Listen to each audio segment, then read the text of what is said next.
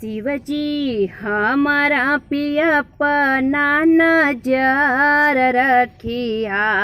शिवजी हमारा पिया पना नजर रखिया। हमरे मांग के सिंदूरवाय मार रखिया।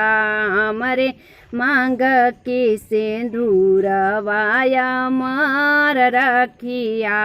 जे करे पे दया रौरा करिहर में सजी। घरवा से भाग जाला दुखवा कलेस जी।